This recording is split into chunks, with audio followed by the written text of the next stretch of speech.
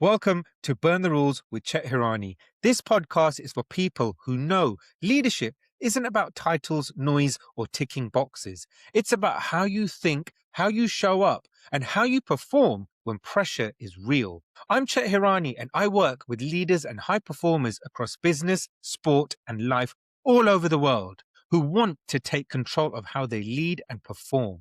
Not by copying someone else's rules, but by understanding themselves first. Every conversation here is grounded in experience, reflection, and practical insight. So if you're ready to question what leadership has been taught to be and decide what it means for you, you're in the right place.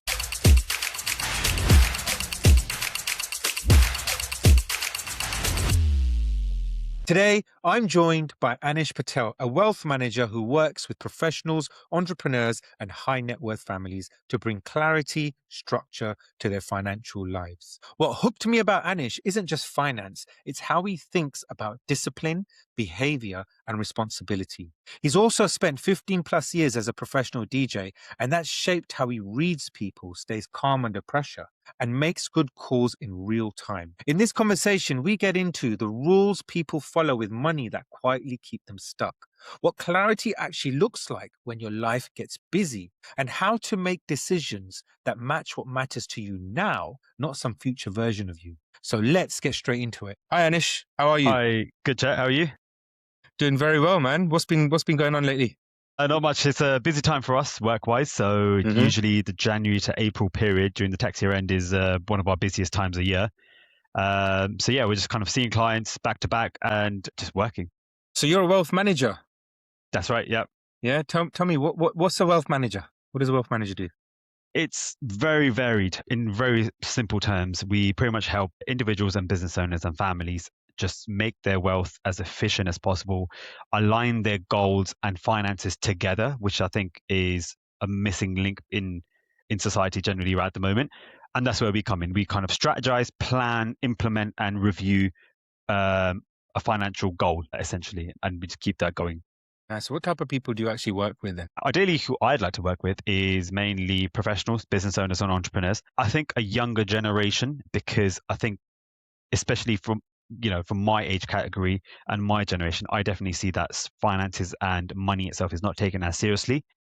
And I think the earlier you start, the more you benefit in the long run. So primarily a very young generation is my ideal client. Nice. And it's nice that you touched on the sort of the young generation type thing, right? Because I don't think they quite understand what wealth management actually is. Some people do, right? I mean, you can easily go to a dictionary and get the definition of what is wealth management, okay? And what does a wealth manager do in that fact, or even just search. But younger generations don't. It seems like there's a limited sort of knowledge in that sort of space. But even if they do know what even if they have the knowledge in that space, it's almost like it's okay. I don't need to worry about it just yet. Mm-hmm. Yeah, that sort of mentality that a lot of people have, and you know what? I have that too, and I did have that. In all honesty, right? It's like, oh, I can wait for a couple of years. It's not a problem, and all that. But tell me, is that actually the way to go about doing things? And is that the mindset to actually have? No, I think you're right. I think we, as a younger generation, it's that mindset is definitely there. And I wouldn't even just put that as, a young generation problem. It's definitely a problem a lot of people have, because they either have so many connotations around by working with a wealth manager, you've got to have some sort of level of wealth or amount of wealth, or, you've got to be a specific type of person to even use somebody like that. And it's kind of, I guess, from the past, been stereotyped as a very rich man's luxury rather than an everyday person's necessity. And I think that's the way to put it now. And that's what I'd like to bring in, that it's more so, if you're to use a plumber for your plumbing problems, you would use a wealth manager for your financial needs. That's as simple as it is. So I definitely think it's a big thing that I would try and change going forward.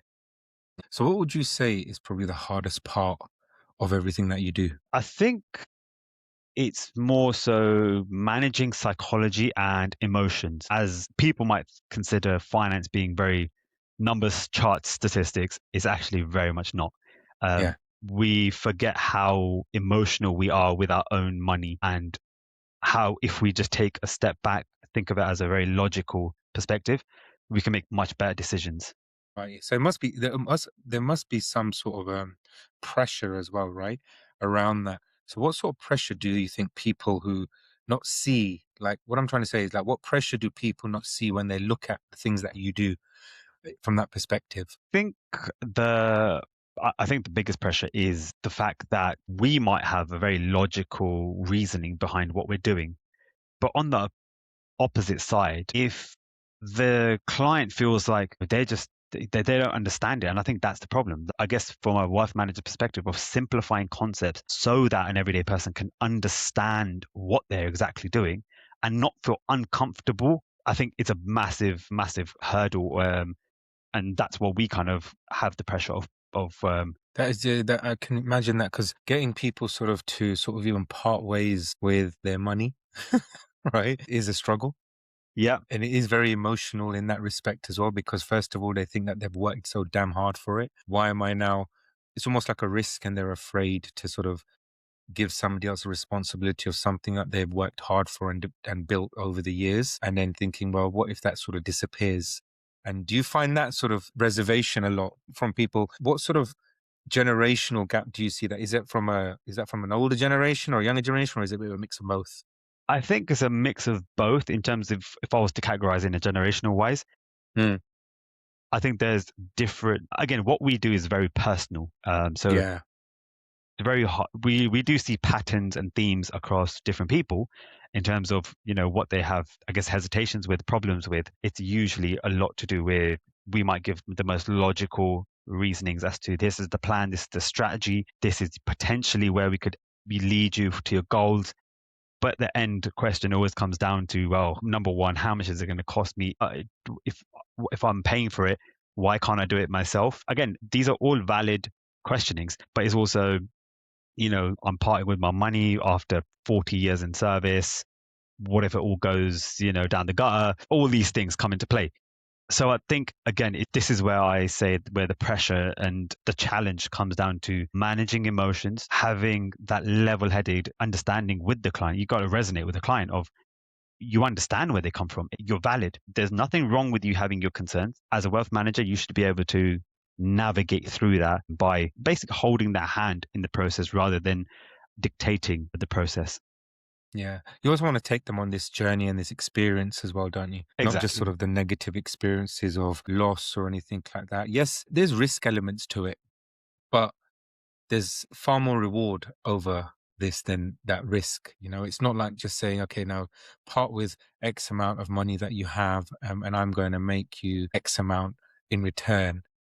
Hmm. It's a long game as well. It's not almost like a short game. A short game, should we say? Especially, I find that we see, and so many like these funny schemes that go on, right? Hmm. Where people say like we all know what pyramid schemes are, okay, Hmm. Yeah. right? Which obviously we know they're all illegal, but the thing is, I think people the people are sort of need to sort of separate their thought process with that, because it's almost like they feel like it's a similar thing, and then you're just going to basically go and do it. And I'll give you an example over this, because I remember many years ago I had somebody approach my parents over yes, you've got X amount, why is it all sitting in the bank doing nothing? Yeah. Give us this and we will basically be able to do this for you. And this was back in the days of let's buy properties and all this sort of stuff. Okay. And granted, my parents did pretty well in certain aspects of it, but certain things they lost quite a bit. And that was due to the bad financial planning side of things. Okay. But this is where what you're trying to explain is the fact that what sets you apart and when you're different is the emotional aspect of it. You're actually thinking about the individual, okay, more so than what's in their bank. Yeah. Yeah.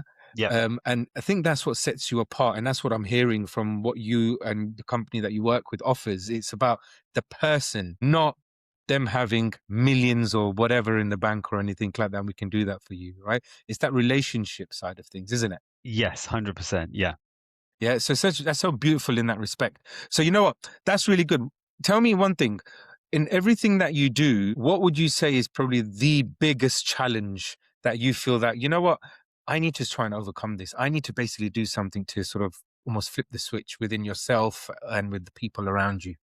That's a good question. I think if I think there are, I mean, in what I do, I feel that there's many challenges, and it's really hard to narrow down on, one specific one that would kind of, I guess, push me to the next level above or whatever. I feel on myself personally, it's definitely getting past the rejection hurdles, and I think being in the finance, we do get them a lot. Like you mentioned, it's that trust building that's quite difficult in our industry. Again, it's valid because of all the media from years and years, all the cycles people have seen. And normally the headlines are always about, this person has done Yeah. this huge fraud, and, this person's out to get me and this, whatever happens. And a lot of, I guess, where the real value in the finance industry is not really highlighted there. And I think as a challenge for myself is, it's just trying to push past those hurdles in a respectful manner. I feel you should always not. I think everybody has a valid point to some degree. It's just about making them understand both aspects. See your point, but also try and see mine, and vice versa. It's my job to see your point, but also stick to. I am in a regulated environment, so we are completely safe, and what we do is by the rules. So that's Yeah. a huge layer of protection. Yeah. But it's also about there are many, many people in the industry that are out for your best interest. It's more of a win-win scenario, but a lot of people just don't see that. So true. That is so true. You know, we can talk about these financial services and this wealth management side a lot. And I reckon that probably another episode that can basically be created on this, and you can give them a whole plan. Also, woman, you can wealth manage me, right? Yep. In Yep. that respect, okay. But what I want people to also understand, and all the listeners out there, is I want them to know who you are. Yeah. And that's Yeah. an important factor. Okay. Is Yeah. like, who is this person? Yes, this person's a wealth manager. They look after people's money. They do everything from that perspective. Right. But I want to dive deeper into your ways and what you do and what Anish does and how what Anish feels from that perspective. Yeah. So just a question just about you on this in this area is like, what expectations do you place on yourself? Okay. That others don't notice. I think what I try and aim for, and I guess it's probably a double-edged sword here, because probably Mm, good and bad for me, is where I would like to see the best outcome for my clients. That may be we've worked on a goal together and I've seen them gone through the journey of achieving that. I think that brings me the biggest joy and reward, as possible. And I think that's one of the biggest things in my job. You just cannot get that. There's no monetary value you can put on that. You can never find that. It's very hard to find that somewhere else. But just seeing um, a client go from a phase of this is impossible, I would never be able to do this, to a point of wow, we've just achieved this in 10 years or 15 years. And it might be something as grand as I've retired 15 years earlier than in my expectation, or it might be as small as I've been able to give my kid a birthday party. Both are very, very, very sentimental goals to each client, and that's where I guess personal goals come into place. excellent. I love that. Yeah. So then that's really important what you say there. Okay. So what we're going to do now, right? We're going to do a Yeah, quick sort of quick game, quick fire yeah, side of things, right? Okay. Now it's going to be two things. You're going to be either one of them. Okay. No explanations.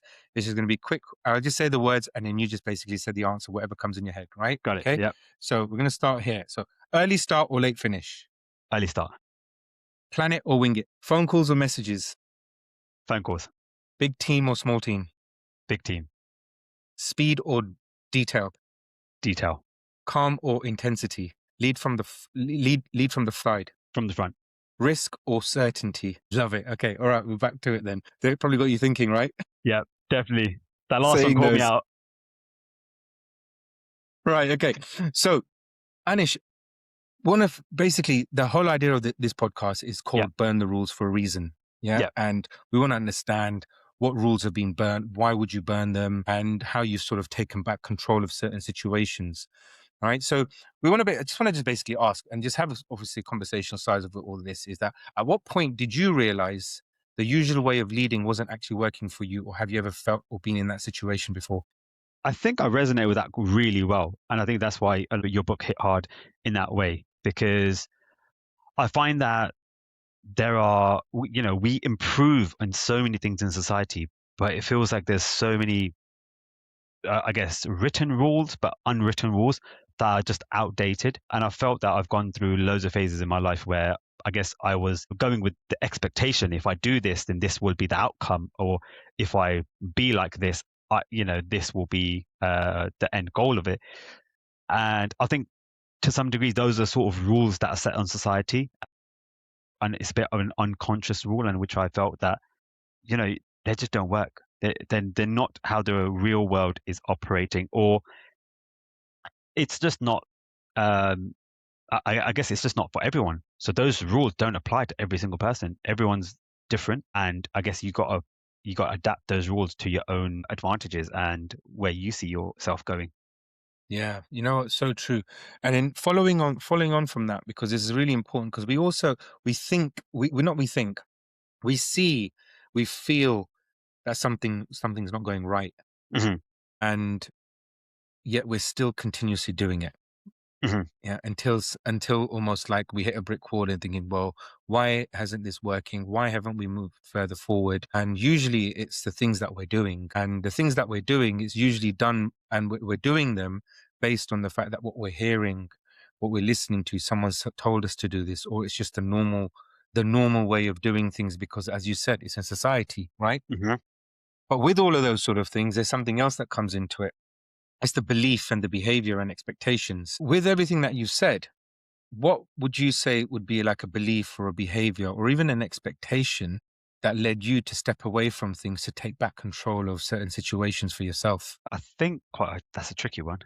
I think I would say I started questioning it. If things that I was doing were just not working, it's a matter of just, I guess, going inwards and questioning it for myself. Of well, you have to start off with starting to understand who you are as a person. And I don't think we focus that from a young age enough, Exactly. and how we build on from that of my values and what I find is important might not be someone else's importance. So how do I take back charge and make my own decisions? It's all right me saying this, but it's also extremely difficult doing it. And I think Yeah. actions have always been more difficult than just saying what you were saying. But I think there comes to a point where you just have to be your own leader, as to put it, and take that charge. Yeah. Yeah. It's true. It is about taking charge, taking total control. And it's also about the right energy too. Hmm. Okay. Because we're all full of energy. It's just how we're utilizing and what we are doing with this energy. Are we draining it? Is it something sucking all this energy out of us? And if that's the case, then we need to figure out what is it, right? Because how often, and have you heard the words, I'm too tired, or I can't be bothered to do this right now, or I'm going to leave this for tomorrow? Because we're not in the right state for starters. Okay. And when we're not in the right state, we're not in the right emotional space either. And when we're not in the right emotional space, we're not in the right energy space. Okay. And we can take control and take charge of this. Okay? And the word charge, such an important word, because it's not just about taking control and continuously taking control, because so often you can get tired of all of these sort of things. But imagine just adding those two letters in front of charge, and it's called recharge. E. Yeah. Just putting that in front of it, it changes the whole dynamics of things. Rather than I'm taking charge of something, it's like, hold on a minute, I'm not going to do this. I'm actually going to take a recharge of myself first. And then when you start saying that, and you start believing that, and when you start doing those specific things to help you recharge in those specific ways, okay, you're in a better state. You automatically will start going into a different emotional state, which is far more better for yourself. You will be in a better mental state. You'll start mentally reprogramming everything within you as well. Yeah. Okay. Yeah. And it's that going back to even you're talking about when you're talking to clients and potential clients. Okay. It's getting them into a right state, because often as soon as money's been spoken about, there's a barrier being brought up and you're in a different state completely. And you're basically saying, oh, no, I don't want to do this. And that's probably why there are more rejections and more sort of no's that you get because of that, because people aren't in their right state. Now, imagine if you were to start changing the dynamics of it and then start thinking, well, let me get these people in the right state first and then see what happens. You'll probably most likely get, let me think about it. You'll get those sort of things first, right? And yeah, of course you will. But when you get people who say, let me think about it, they're not in the right state. You should be able to be like, okay, they're not in the right state. Let's move on to the next. Okay. And by keep doing that for yourself, you're basically recharging yourself, thinking, okay, you know what? Let me move on to the next one. Right. I took charge of the situation. I did a recharge in this one. The person still said they'll think about it. Okay. They're not ready. I can't give all my energy to this person at this point in time. Now let them come to me when they're ready. Now let me move on to the next. Yeah. And the more we do those sort of things, the more you'll start sort of sending out this different form of energy and this effect to people where they'll be like, you know what, I want to come to this guy. I want to speak to him because I know what he's talking about for starters, and I know who he's worked with, have all these recognitions. You start networking different ways and people will just come to you. They'll just come to you just like that because there's be one person speaking. Like, let's take, for example, you're a DJ as well, right? He's a brilliant DJ, by the way. Okay. Okay. He even DJed at my wedding. Okay. And there's another story behind that too, right? Yeah, I was just telling everyone he found his wife at my wedding. there you go. Anyway, Yeah, but monumental wedding. exactly, right? The most momentous occasion. Yep. But again, it's just like when you DJ, right? You're playing those tunes, you're playing this music, you're giving off energy, right? It's a vibe that people are getting. And they're going to have such a great time because that's not an easy job, DJing. Yeah. Because you do have to get things right. You do have to assess the environment. You need to assess how people are. You need to then almost get people off their ass and onto the dance floor. There's a lot you Yeah. have to do. Yeah. Okay. In that aspect, you don't even know these people. Remember that. Okay. But then when they're jamming away on the dance floor, enjoying all the music that they're playing, okay, they're remembering all of this. And when they remember this, they're not remembering it just for that evening. They're going to remember it for the following night. Okay. And a few days later and a month later. And then they're going to reminisce with, oh, do you remember that time when we were at this party and the music was great? The music was great because of the DJ. Okay. So then what happens? Oh, who's that DJ? I need him for my event. I need him for this. I need him for that. It's the same principle that relates to everything that we do. Yeah. Yeah. Yeah. It's just a very different dynamic that we're taking, but the principles don't change. And that's the thing. When we're talking about burning the rules, when we're talking about life, principles are the same. There's Hmm. nothing new out there, Hmm. right? Everything we do, we're just doing differently. And it's just getting people and making others and everybody else understand that. I think, you know what? Okay, I I'm doing something. I've done my business for many years, for example, and I have full of loads of failures, man. Hmm. Honestly, right? I feel like every morning when I wake up, sometimes I'm thinking about what could go wrong today, right? I used to think that, never anymore. Okay, it's not. It's what could go right today. Okay, because something's going to go right. There's no. Why should I wake up thinking that there's going to be something negative going to happen? Right? The first thing happened was that I woke up. That's the best thing. Yeah, you got to appreciate the fact that you wake up. Yeah, because if you don't, then there's nothing there, right? You don't know what's happening after that. Okay, but these are really, really important reminders that we need to basically send out to people. So going back to the things when we talked about sort of belief, behavior, expectations that you to step away from, was there anything that basically cost you to actually make the change when you were doing all of this? And does anything get harder for you, or as you sort of try and improve certain aspects and certain matters? Yeah, of course. I think what you said is definitely true. Of you're gonna go through loads of failures, and I did, and I feel like I constantly do, but I don't take those failures as not all the time. I do, Mm, some failures can be harder to manage, and some can be quite easy to maneuver, learn from, yeah, man. move on.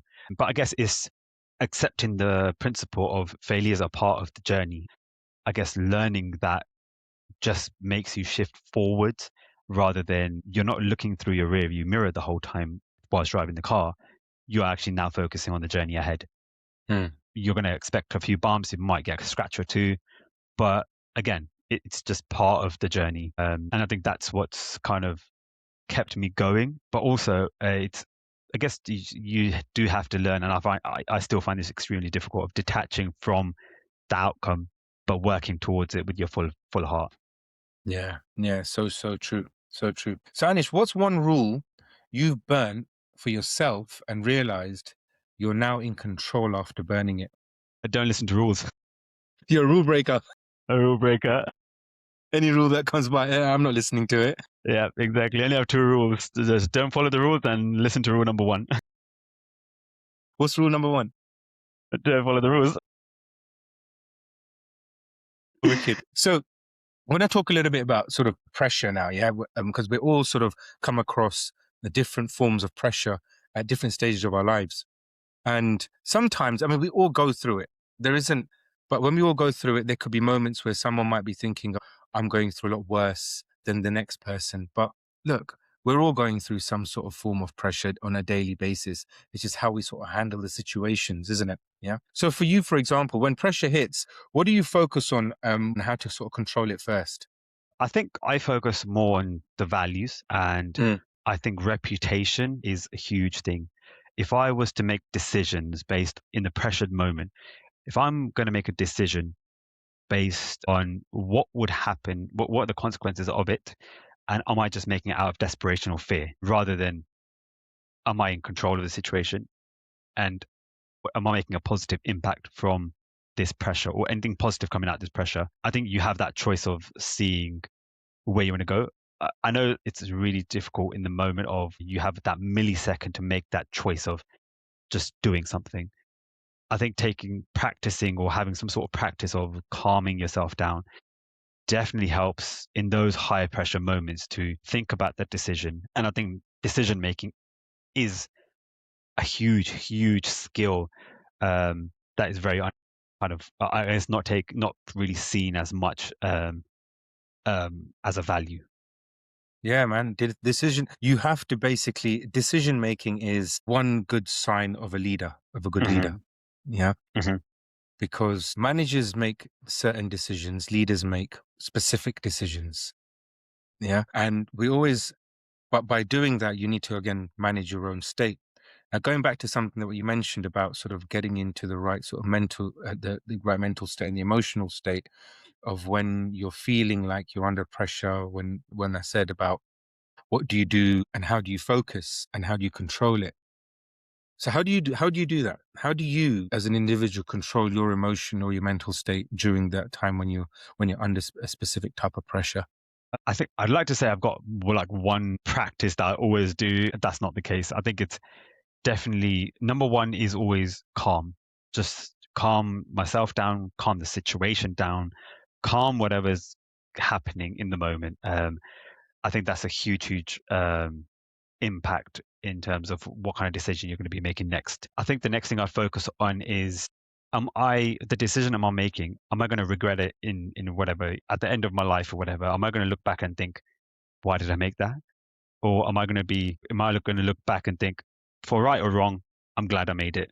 Um, yeah, I think that's kind of the stance I kind Yeah, of you always take find when something that you want to learn from it, right? What have you learned from that exactly. situation? Okay, it's like what am I not going to do next time if I get into this sort of situation again? But it's true, there isn't a one type of way of controlling these sort of things, right? But you also got to do what works for you. Yeah, Some people, it literally could be just stepping away and just going for a long walk. The most simplest thing sometimes. Or you're like, you know what, I'll take it away and I'll go on a run. And I know you're yeah, a keen runner as well. Yeah. yeah. But there's so many different types of things that people do.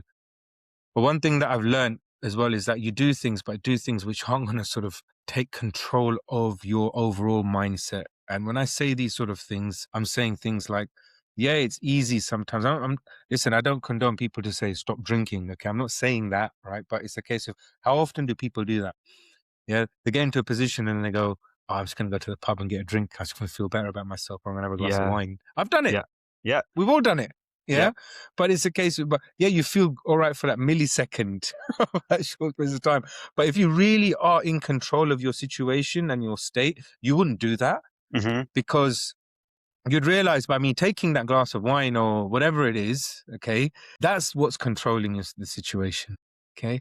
And you're just going to feel good because it's there. It's designed to make you feel good at that specific point in time. And the more you take it, the more you then lose control of yourself completely, right? But it is important to sort of remember what the things that you do that you do take control, but then you do things that work for you and best for you, but from a non-intoxicating perspective, should I say, right? In that side, which is really, really important for everyone to sort of understand and know.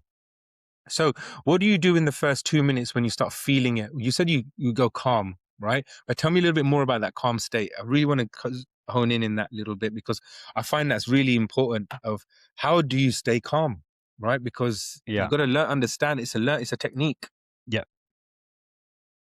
It's a good question actually, because I never really observed myself of how do I do it. I think number one is just controlling my breathing and taking myself out of the situation. I guess that's something that I've just built up over time of not putting myself in a personal or not being overly involved in the situation, of just detaching myself, of seeing this is the situation. What can I do from it, and what control do I have of it? Because I feel like in those high pressure moments, the feeling of overwhelm for me is what triggers me into doing irrational things. That's my area of control of that's what I need to manage. So I'm aware of that's what I need to manage. I take a step back. I try and calm myself down in the process of just take a break. It doesn't need to be everything this right second, this right moment. Take a step back, think about it, a few deep breaths, and then go at it when I'm ready. Mm, I like that. I really like that.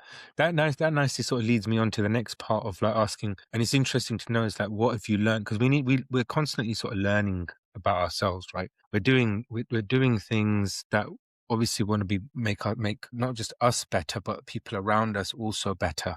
Okay, and we're doing a lot of things for people. Okay, we're in the business, we're in the line of work which people come first, and then we want to get the best out of these individuals, but we tend to forget about us when it comes to this internal factor of Hmm. leadership in those areas.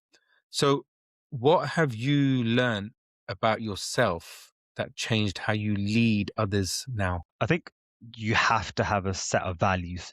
You have to really hone down on yourself as a person, what your values are, and you have to stick with it. Because I feel when you do take charge, when you take lead on something, it is Mm, a lonely process. You could have yeah. times when the whole team's behind you. You could have times when the whole team's, you know, go on it by itself. We're not following you.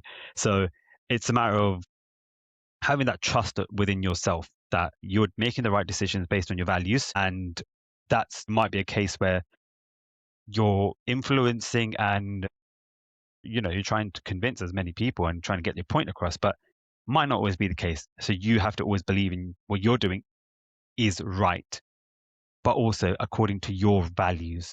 And I think listening to the right people around you makes a huge difference in that scenario as well.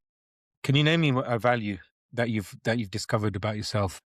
Independent thinking or independence is a huge thing. You always have to have, you always, I feel, have should make your own logical decision, not just by by 4 or 5 people convincing you or pressuring you into doing things. And I think independent thinking of not being afraid to challenge back on anything. So it might be, in cases where you really want something or your intention might be I can achieve this goal or this is going to be happening. I guess the enticing silver ball is there, but by sticking to your values, you are challenging that is it right for me?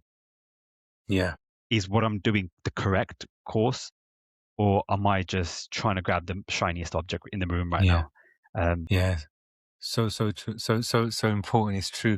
It is important in everything that you said over there. So what part, I mean, I usually do this as well, right? But what's the part, should I say, you don't usually say out loud to yourself though? Because I mean, we always go like, come on, Chet, come on, Anish, you could do this. You know what are you doing? All these sort of things. But there's always something that we realize when we're doing these internal factors. And there's no right or wrong answer because if you don't know what you say, I would strongly give you one point of action to take at the end of this is think about it and find what is that one thing that you actually want to say out loud to you that's going to make yourself feel better, that you start feeling internally aligned, or what's holding you back when you feel like you're not holding you back. Yes, it is holding you back. When I talk about holding you back, I'm talking about things which are um you're rather than going. if you want to travel 5 miles an hour, you're going 4 miles an hour. Yeah. And that 1 mile an hour makes a huge, huge difference in you internally. All right. But usually there's something that's holding you back internally. And that is the one thing that you are not allowing yourself to shout out loud enough to actually say loud and then just overcome it to then allow you to say, you know what, right, I've done that. That mile, I've just found that mile. I'm going to take that mile and I'm going to take it because I'm in full control of it. Yeah. I think I'd say for me, doubt is a huge Yeah. thing that creeps in and out at times. Mm. I think it's completely natural. It happens to everyone.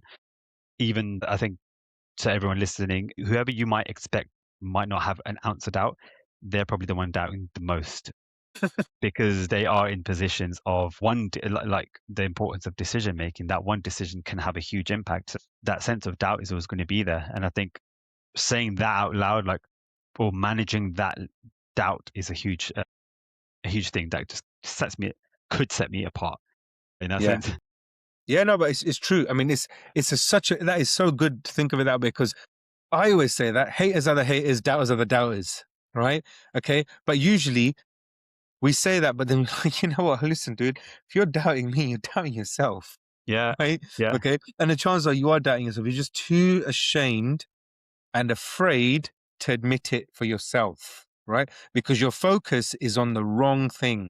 And Hmm. this goes all the way back to when we talked about getting into the right state, because you can't make a decision if you're not in the right state and you can't focus correctly. And if you are not focusing, right, just it's turning this into an analogy of focus. It's almost like when we're using a camera on our iPhones or Google phones or whatever they are, right? Whatever you're using, we look at an image and we take a picture of it without zooming in, zooming out, or doing any of the filters. We do all of that sort of stuff because we're seeing something that looks great and we take a picture of it. But usually when we take a picture of it, it's never going to be the same as what we're seeing.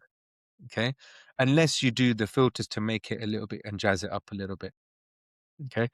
And that's where I talk about a bit of focus. Because even when we zoom in, when we're zooming into things, naturally, when you zoom into things, it's going to be blurry before you actually can see it. Okay. That's how zooms actually work. Right. Okay. From that perspective. And it takes time. So if we take our phones, for example, and we're zooming into a specific area that we want to get closer to, the initial view of it is a blur, but then it takes a few milliseconds or seconds for it to then collaborate correctly, and then it just basically becomes slightly more clearer because Yeah, we've zoomed it in a little bit. yeah. But that's the same thing with us again, right? When you've got doubters and when you've got people who are hating, I mean, I've got so many people who give me like, "Oh, why do you do what you do?" and all these sort of things, and I'm thinking, do you know what? Thank you for messaging me because you at least there's a tension there, right? I've got your attention. Yeah, at least you're looking at me. It's not a Hmm. problem, right? I'm using this as all positivity in that respect. But that's with everybody else. It's like that when I'm talking about the focus side of things, they're focusing on the wrong thing continuously. Rather Hmm. than looking at you, they should be looking at themselves, and it's all internal. They should be looking at that from perspective. So such an important factor. I think so many people feel that they know that they're doing it, but really they're not. They're doing it completely wrong because then they always have an opinion on something else or an opinion on somebody or an opinion on everybody else or anything. It's like, and in all honesty, I'm going to say it, it's cultural too. Okay. It's not just individuals because from a cultural state. Okay. Listen, Asians are opinionated 100%. Hmm. Okay. They are. Okay. We've grown up like that. Okay. Hmm. Why is that person like this? Why is that person like this? But we're now here speaking about this thing that who gives a shit? Yeah, Right? Focus on yourself, man. yeah, If you're worried about what that person thinks, there's obviously something insecurity within yourself that you're feeling. yeah, All yeah, right. Go fix that before you can go and doubt somebody else because hats off to that person for the way they are. Even if that outfit doesn't look good on them, hats off for them for wearing it because if I wore it, it wouldn't look good on me. yeah, yeah. Those are things. You see what I mean? Loads. Yeah, yeah, Oh gosh, it's funny when we think about these sort of things yeah. coming on to sort of almost coming to the end of this all, right? Okay. What's one decision I've already asked you this one. What's one decision you now make differently? Well, you said those sort of things. You touched on a little bit about sort of the calm state that you take and the doubting elements of things. Okay. But what's one question you ask yourself more often now, though, right? Remember we said about how you say things out loud, but is a specific question that you ask yourself more often? And the reason why I'm asking this is that I don't think many people do it. They don't actually ask the question for themselves. So is there a specific question that you ask yourself on a continuous basis? I think one of the questions at the moment is, it's just who am I? Like, as simple as it is, but it's actually asking myself every day, Yeah, just who am I? If I didn't have my name, if I didn't have the career or anything materialistic, who am I? And I think that does explain a lot about it. Kind of opens a can of worms to a lot of things, but big can of just worms. yeah, big can of worms. But I feel like Honestly, it's such a simple question to ask yourself, and I might not get the answer straight away. I don't. But then it's also day by day, you start uncovering a lot of small things where some some of your daily problems might even disappear just by asking that simple question of who am I? yeah, simple and powerful, man. That's the way it is. So what's then one move the listeners can make this week from your opinion and from everything that you've said and spoken about? I think you've already said it the best way. Look inwards. I think that's probably the best thing to go with. Start by looking inwards, question yourself, observe yourself. It's hard. It's definitely hard to kind of look at your shortcomings and look at your, wrongdoings, problems, etc. But you just have to accept it. Accept yourself for who you are. Nice, nice, nice. Okay, that's wicked. Right. So next, what we're going to do is we're going to run through a last quick fire session. Okay, I'm going to do this with all my guests. It's basically called 10 and done. Right. So it's going to be short answers, no thinking. You do get one pass, right? But you know what? Try not to pass. Fine. Just short Attempt answers and it. no thinking, right? So I'll ask you, and you're just basically going to answer it. We're going to keep it tight and just keep it moving. Okay. Right. So question number one. Okay. What's your most used phrase at work? It is what it is. What's a habit you've kept for years? Meditation. Nice. What's one thing you're irrationally strict about? Irrationally strict about. I'm gonna have to pass this one. Okay, I'll let you off on that one. What's your go-to reset after a long day? A sauna. What's a I love a sauna. Actually, relaxes you, man. It really does takes everything away, doesn't it? What's a book you've gifted more than once? Compounding effect. What a great book. It's my go-to book. Such a brilliant book. What's a tool or app you'd hate to lose? Pool app I'd hate to lose. WhatsApp. Unbeatable. What's your most underrated skill? To see the funny side in everything. What's something people often get wrong about you? Lack of intelligence. And what's a small luxury you never skip? Can you use the same answer twice? Go for it. What is it? I'll make a bit of an effort. Small You're gonna say luxury sauna, don't weren't you? skip. Yeah, I was going to say that. Small luxury don't skip. Good food. Nice. Yeah. I'm a big foodie. I love Yeah. food. And it's got to be good food as well. Have Sometimes the good it's food. nice Yeah. to go and spoil yourself a little bit. Yeah. And the last one, what's one thing you're looking forward to next in the next 90 days? Learning about myself. Nice. How are you going to do that? I'm asking you 11th question there. Again, through inward questioning. A lot of meditation and inward questioning. Love that. Love that. No, thank you for that. I love everything that you just said there. Right. So, all right. Where can people find you and connect with you, Anish? Just on all social media platforms, the usual, Instagram, Facebook, LinkedIn, all of that stuff. Yeah, drop me an email, if you're sharing contact details. Happy to answer questions and stuff, and just be a voice out there. Yep. And what's one thing you want people to take from this episode? Use the tools that are around you. If that's people, services, whatever it may be, utilize good tools. Wicked. There you go. Utilize good tools and use all the tools around you. So once again, thank you, Anish. It's been a pleasure having you on the show of Burn the Rules. That's a wrap. Thank you very much. It's been a pleasure. Before you go, take a moment to think about what stayed with you from this conversation. Not what sounded impressive, but what challenged how you think, decide, or lead. See, leadership isn't something you wait for. It's something you practice internally, daily, and deliberately. And remember this, you can't lead a life that matters by following rules that don't. If this episode gave you perspective, share it with someone who's ready to take more control of how they lead and perform. And subscribe wherever you listen and keep redefining leadership on your own terms.